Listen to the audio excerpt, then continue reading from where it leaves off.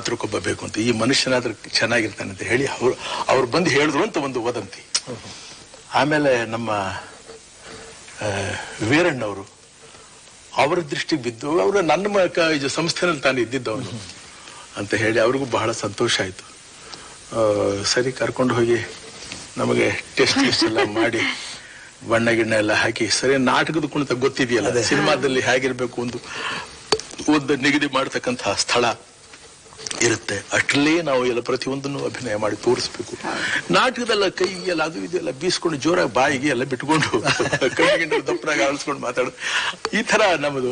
ಸರಿ ಈ ನವರಸಗಳೆಲ್ಲ ತೋರಿಸ್ಬೇಕಂತ ಕ್ಯಾಮರಾ ಮುಂದೆ ಅದು ರನ್ ಆಗ್ತಾ ಇರ್ತದೆ, ಅದು ಫಿಲಮ್ ಓಡ್ತಾ ಇರುತ್ತೆ, ನಾವು ಒಂದೊಂದನ್ನು ಮಾಡಿ ಮಾಡಿ ತೋರಿಸ್ಬೇಕದನ್ನ. ಆ ಥರ ಎಲ್ಲ ಮಾಡಿಸಿ ಏನೋ ನಾನು ಅದನ್ನ ನೋಡ್ಲಿಲ್ಲ ಅಂತ ಇಟ್ಕೊಳ್ಳಿ. ಆವಾಗ ಇದರ ಒಂದು ಇದನ್ನ ನಿಮಗೆ ತಿಳಿಸ್ತೀವಿ ಅನ್ನೊಂದು 8 ದಿವಸದಲ್ಲಿ ಅಂತ. 8 ದಿವಸ ಆಗಿ 15 ದಿವಸ ಆದ್ರೂ ಗೊತ್ತಾಗ್ಲಿಲ್ಲ ಮೇಡಮ್. ಆಮೇಲೆ 15 ದಿವಸದ ಮೇಲೆ ಒಂದು ಪತ್ರ ಬಂತು, ಹೀಗೆ ಈ ತರ ನಿಮ್ಮನ್ನ ಮೂವಿ ಟೆಸ್ಟ್ ನಲ್ಲಿ ಮಾಡಿ ನೋಡಿದ್ದು, ಸ್ಕ್ರೀನ್ ಮಾಡಿ ನೋಡಿ ನಮ್ಮ ಚೆಟ್ಟಿಯಾರ್ ಅವರು ಹಾಗೂ ನಮ್ಮ ಡೈರೆಕ್ಟರು ಇವರೆಲ್ಲ ನೋಡಿ ನೀವು ಈ ಪಾತ್ರಕ್ಕೆ ಸಿಂಹ ಅವರಲ್ವಾ ಆಯ್ಕೆ ಆಗಿದ್ದೀರಿ ಅಂತ.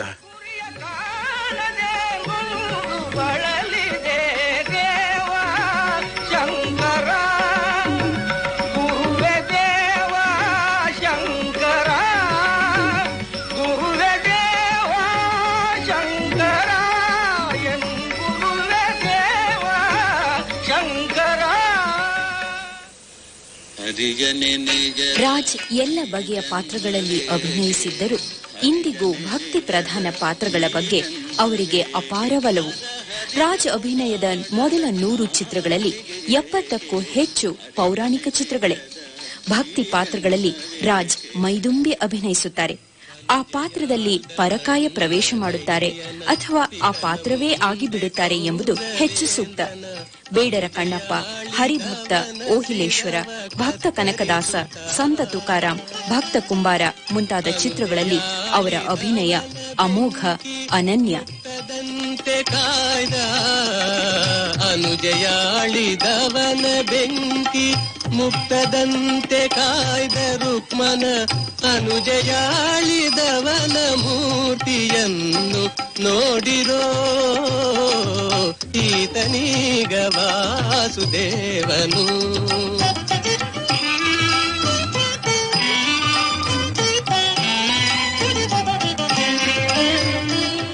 ಕ್ರೂರನಾದ ಫಣಿಪ ಬಾಣ ತರಣಿಜನು ನಿರೀಕ್ಷಿಸಿಯಾಗ, ವೀರನೆಚ್ಚೆಯ ಸುಗೆ ಒಪ್ಪುದನ್ನು ಈಕ್ಷಿಸಿ, ಧಾರಿಣಿಯ ಪದದೊಳೌಕಿ ಚರಣ ಭಜಕ ನರನ ಕಾಯ್ದ, ಧಾರಿಣಿಯ ಪದದೊಳೌಕಿ ಚರಣ ಭಜಕ ನರನ ಕಾಯ್ದ, ಭಾರಕರ್ತನಾದ ದೇವ ಈತ ನೋಡಿರೋ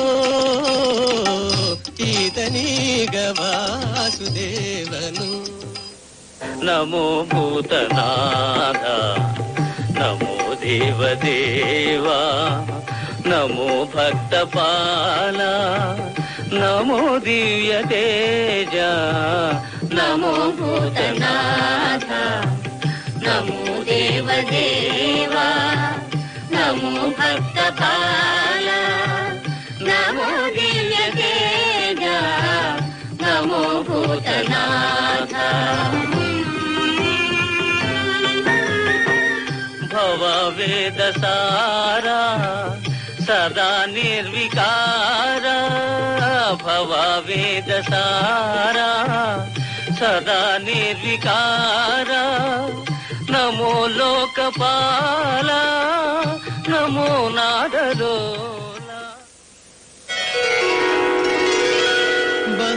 ರಾಜ್ಕುಮಾರ್ ಭಕ್ತಿ ಪ್ರಧಾನ ಪಾತ್ರಗಳಿಗೆ ಬ್ರ್ಯಾಂಡ್ ಆಗಲಿಲ್ಲ. ಕ್ರಮೇಣ ಸಾಮಾಜಿಕ ಚಿತ್ರಗಳಲ್ಲೂ ಅಭಿನಯಿಸಿದರು, ಅವುಗಳಲ್ಲೂ ಸೈ ಎನಿಸಿಕೊಂಡರು. ಚಿತ್ರರಸಿಕರ ಕಣ್ಮಣಿಯಾದರು.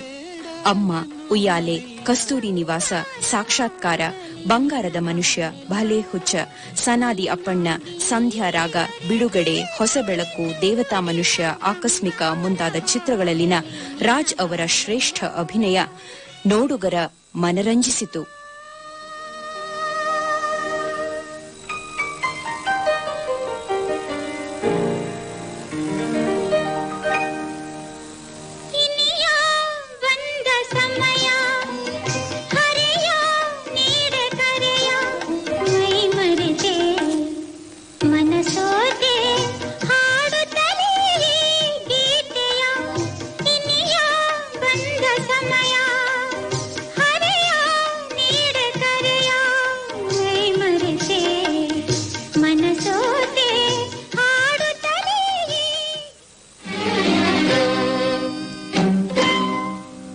ಏಕೋ ಏನೋ ಹಾಡುವ ಆಸೆ ಹೃದಯಕ್ಕೆ ಬಂದಿದೆ.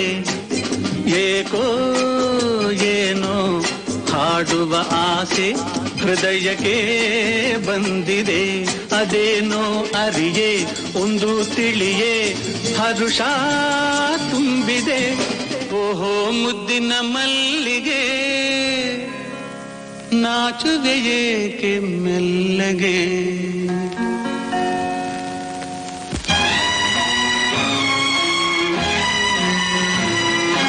ಓಹೋ ಮುದ್ದಿನ ಮಲ್ಲಿಗೆ ನಾಚುವೆಯೇಕೆ ಮೆಲ್ಲಗೆ. ಓಹೋ ಮುದ್ದಿನ ಮಲ್ಲಿಗೆ ನಾಚುವೆಯೇಕೆ ಮೆಲ್ಲಗೆ. ಯೋಚನೆ ಹೋಯಿತು ಎಲ್ಲಿಗೆ, ಸೂಚನೆ ಬಂದಿತು ಇಲ್ಲಿಗೆ. ಓಹೋ ಮುದ್ದಿನ ಎಂಥ ರಮ್ಯದ ನೋಟ ನೋಡೆ, ಎಂಥ ರಮ್ಯದ ನೋಟ ನೋಡೆ.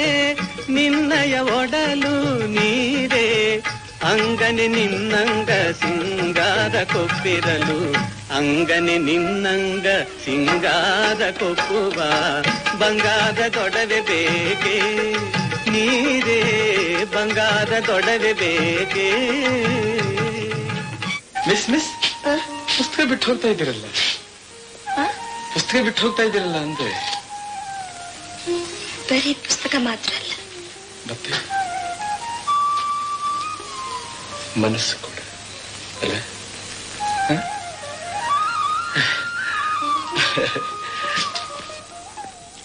ರಾಜ್ ಕನ್ನಡ ಚಿತ್ರರಂಗಕ್ಕೆ ಕಾಲಿಟ್ಟ ಬಹುತೇಕ ಎಲ್ಲ ನಾಯಕಿಯರೊಂದಿಗೂ ಅಭಿನಯಿಸಿದ್ದಾರೆ.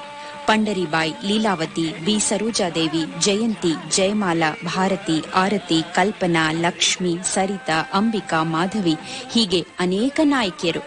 ಆದರೆ ನಿಜ ಜೀವನದಲ್ಲಿ ಮಾತ್ರ ಏಕೈಕ ನಾಯಕಿ.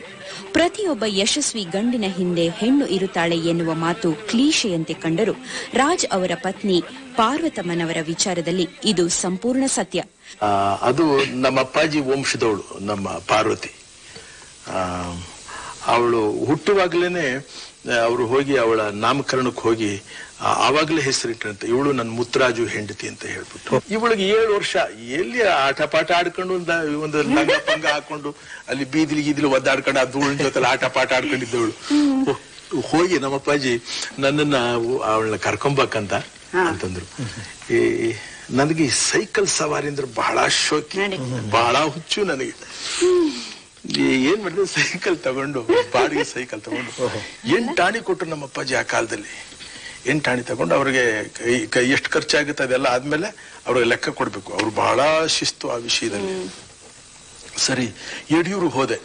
ಯಡಿಯೂರು ಸೈಕಲ್ ತಗೊಂಡು ಯಡಿಯೂರು ಹೋದಾಗ ಇವು ಹೋದ ತಕ್ಷಣ ಇವಳೇ ಸಿಕ್ಬೇಕು ಅಲ್ಲಿ ಬೀದಿಲಿ ಒದ್ದಾಡ್ತಾ ಇದ್ದಾಳೆ ಮನದಲ್ಲಿ. ಹೌದು. ಆವಾಗ ನೋಡಿ ಏನಪ್ಪ ನಮ್ಮ ಅಪ್ಪಾಜಿ ಹೋಗಿ ಇವಳ ಮೇಲೆ ಹಾಕಿ ಈ ತರ ದೃಷ್ಟಿ ಇಟ್ಕೊಂಡು ನನ್ನ ಮಗನ ಕಟ್ಟಬೇಕು ಅಂತ ಅವಳು ಹೆಗ್ಣ ಇದಾಗಿದೆ, ಅವಳು ಬಣ್ಣ ನೋಡಿದ್ರೆ ಫಜೀತಿ ಆಗಿದೆ ಅಂತ ನನಗೆ. ಸರಿ, ಸೈಕಲ್ ಅಲ್ಲಿ ಕರ್ಕೊಂಡೋಗ್ತಾ ಇದ್ದೀನಿ ಅನ್ನೋದೊಂದು ಹೆಮ್ಮೆ ಅಲ್ವಾ.